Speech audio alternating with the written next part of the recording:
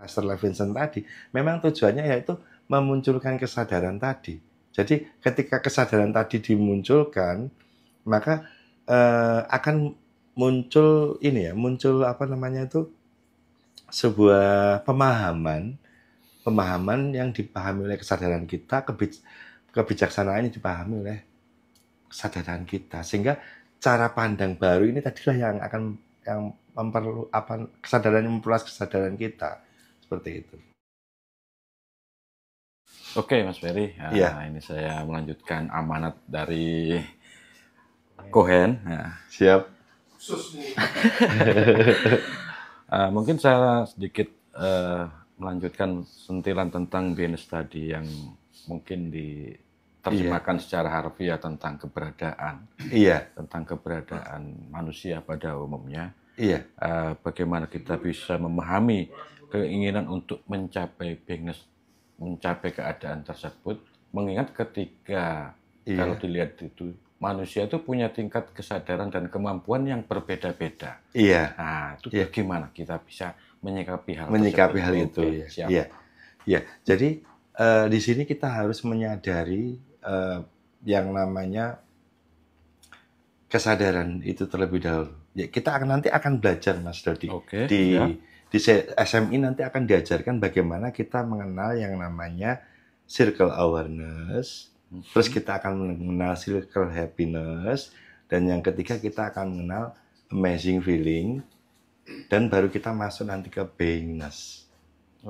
Jadi circle awareness itu kita akan menanyakan pada diri kita, akan belajar bagaimana membedakan antara pikiran dan kesadaran. Sejatinya pikiran kita itu setiap hari ingin selalu mendominasi, Mas Dodi. Iya.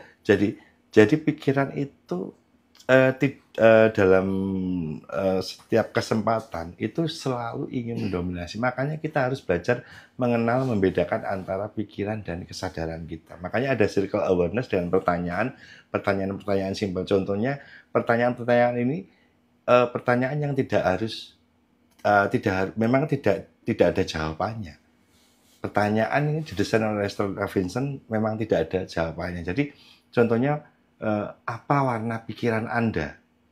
Ketika kita memejamkan mata, kita memandang pikiran kita dan kita melihatnya dengan seperti kita melihat lubang tikus. Iya. Seperti kita melihat lubang tikus itu tadi dengan penuh waspada. Apa warna pikiran kita?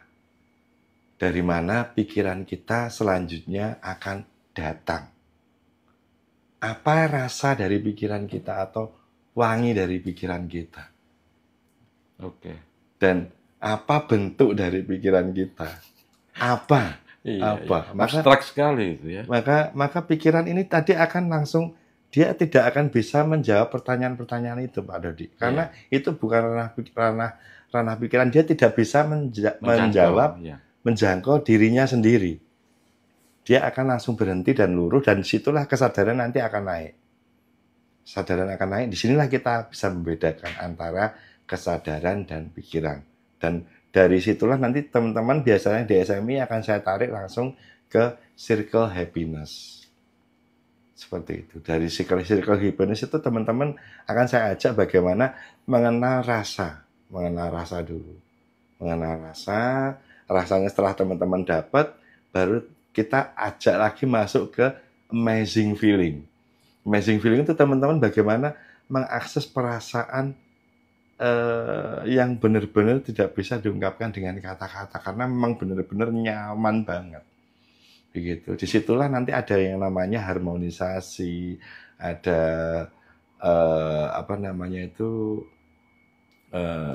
penyelarasan di dalam diri, karena adanya pure aware, amazing feeling tadi, walaupun dia hanya setetes atau kecil, tapi ketika kita amati langsung dia membesar.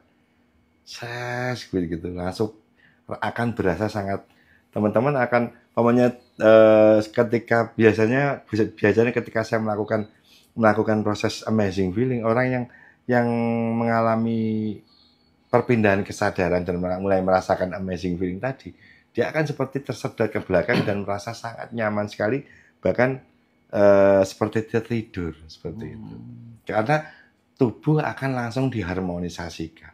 Nah, disitulah nanti teman-teman akan mulai memahami yang namanya kesadaran atau pure awareness tadi. Pure awareness.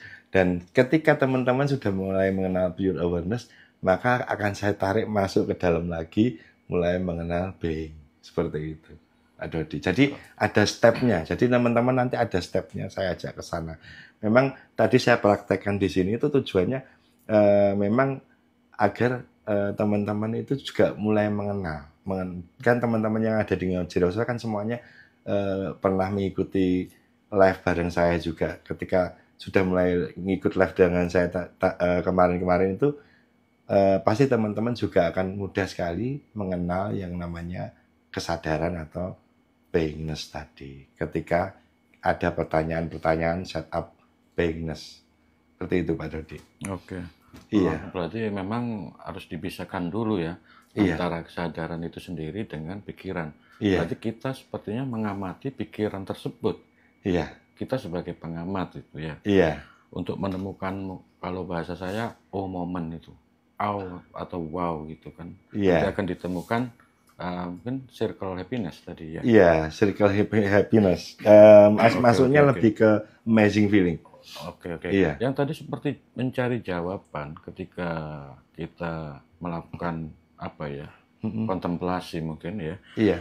Itu kan jawaban-jawaban itu diusahakan bukan berasal dari pikiran kita. Iya, benar sekali. Iya. Cuman kadang kita itu tricky, ada terjebak di situ. Imajinasi atau halusinasi, kalau mungkin dari bahasa Jawa itu angan-angan yang bermain di situ. Iya. Itu karena sangat tipis antara pikiran dengan angan-angan. Kesadaran. Iya. Itu bisa mempengaruhi. Mungkin caranya untuk memvalidasi itu suatu hal yang tepat gimana itu, Mas? Iya. Jadi begini, kalau pikiran yang muncul, yang muncul itu pikiran, jawaban dari pikiran, itu kita akan mengalami, kita akan semakin semakin banyak pertanyaan yang muncul. Tapi ketika yang muncul jawaban dari kesadaran, kita langsung akan mengalami suatu momen di situ yang membedakan di situ Pak Dodi. Jadi sangat kalau ketika kita ada pertanyaan tadi, pertanyaan beingness tadi, ketika pertanyaan tadi ditanyakan, ketika yang menjawab pikiran, kita akan terus seperti ini jawabannya apa lagi. Tapi ketika yang muncul jawabannya murni dari kesadaran, maka kita akan langsung mengalami momen yang dimunculkan oleh kesadaran tadi. Mungkin seperti tiba-tiba aja muncul ya jawaban itu. Iya, benar sekali. Jadi pendek, singkat gitu. Pendek dan singkat. Jadi pertanyaan tadi itu memang tidak dicari, jawabannya tidak dicari-cari, tapi jawabannya tadi akan dimunculkan oleh kesadaran, bisa berupa sebuah momen seperti itu. Iya. Oke. Iya. Ketika kita berusaha untuk mencapai level seperti itu ya, mencapai kesadaran, apakah itu juga termasuk suatu keinginan? Karena kan katanya keinginan itu adalah suatu penghambat. Iya. Apakah itu juga bisa digolongkan termasuk tadi itu? Iya. Jadi begini, makanya di sini ada pertanyaan setup ini tadi ditujukan untuk agar kita yang bermain kesadaran kita.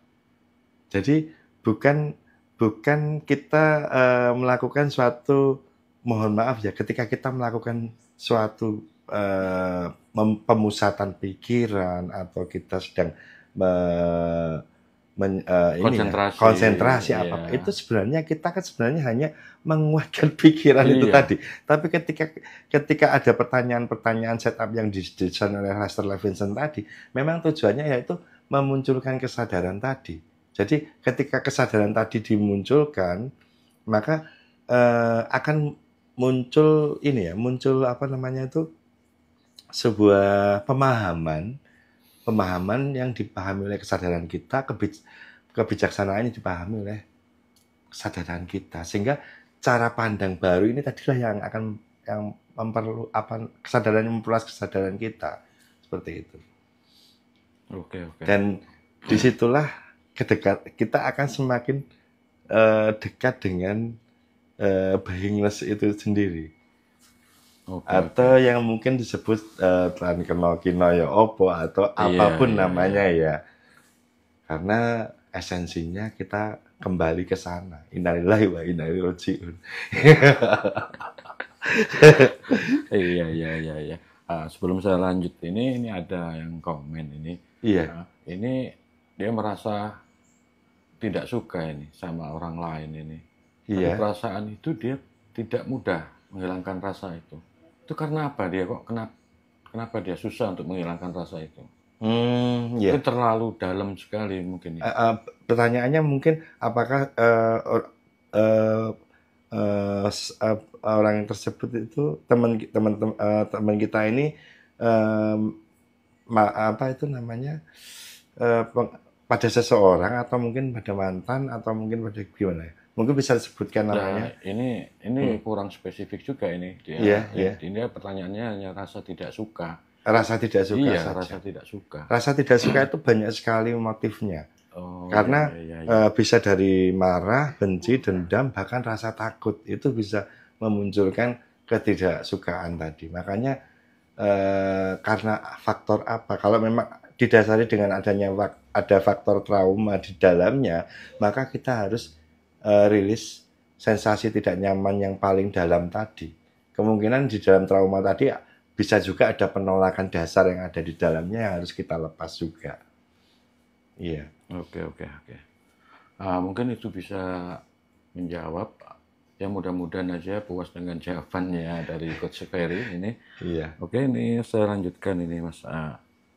Ini banyak kita mengalami kejadian ya. Ketika misalnya mungkin kita di rumah Iya.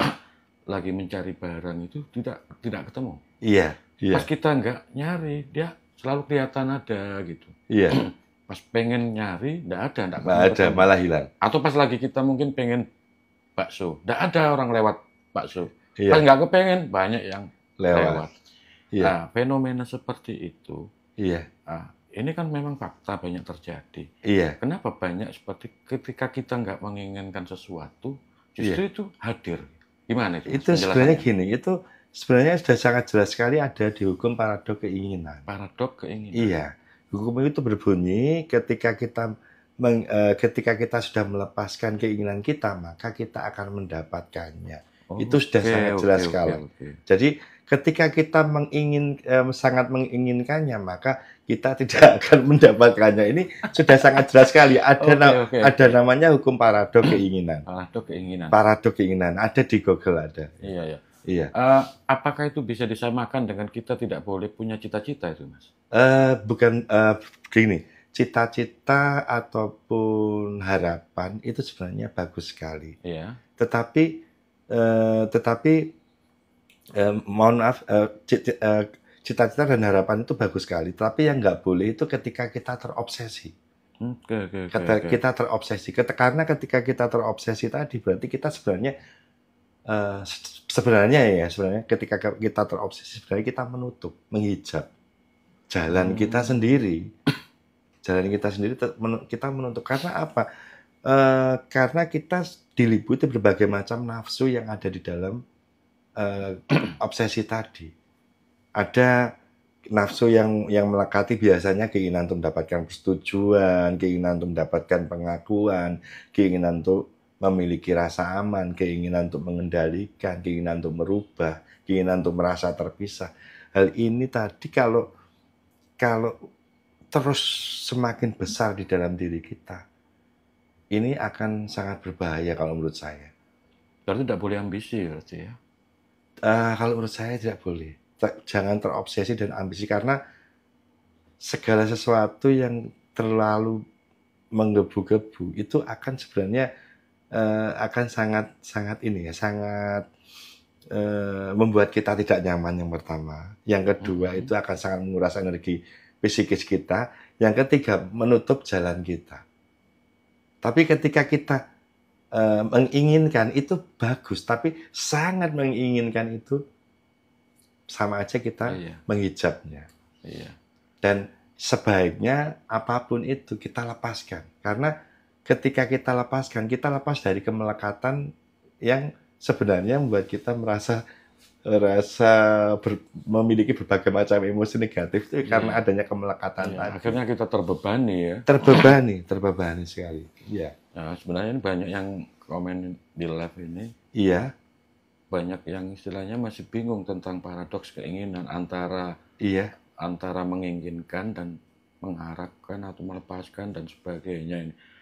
Mungkin saran saya mungkin mengikuti aja nanti kelas online-nya Coach Ferry. Iya, nanti akan ketika teman-teman nanti belajar mengenal hukum paradoks keinginan, teman-teman akan memahami, oh ternyata paradoks keinginan itu seperti ini. Ketika kita lepaskan seperti ini. Jadi begini Mas, yang paling mudah sekali, ketika kita menginginkan sesuatu dan kita masih sangat memegang erat, itu sebenarnya kita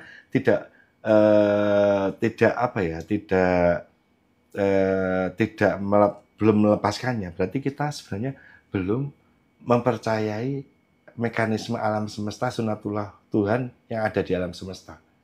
Kita sangat menggenggam erat keinginan untuk sebenarnya kan Tuhan itu selalu memberikan solusi, problem solving. Contohnya, pokoknya saya punya masalah keuangan. Tuhan itu sudah memberikan solusinya, Pak Dodi. Sudah memberikan solusinya. Tapi kita sebagai manusia itu yang selalu keras kepala ingin mencari cara sendiri. Sehingga kita terus memegang erat hal ini, terobsesi dengan hal ini, dan kita akhirnya malah mentok-mentok sendiri.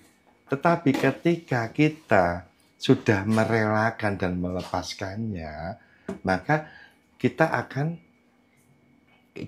kembali kepada sistem ramanya dan petunjuk tadi akan hadir dalam kehidupan kita. Itulah yang disebutkan dengan melepaskan. Ketika kita melepaskan berarti kita percaya. Iya. Dan dengan melepaskan tadi berarti arahan petunjuknya tadi akan datang dan kita akan mendapatkan kemudahan dalam mendapatkan tambahan finansial yang kita harapkan tadi.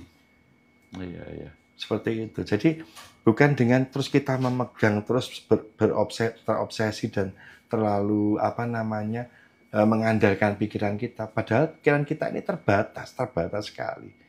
Kalau kita sudah melepaskannya, merelakannya, atau selaras dengan hukum paradoks keinginan tadi, berarti arahan dari Tuhan tadi akan datang pada kita. Problem solving yang sudah ada tadi akan hadir dalam kehidupan kita.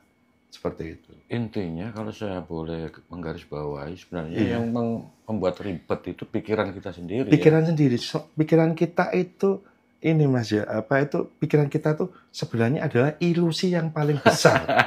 Ilusi yang paling besar. Betul.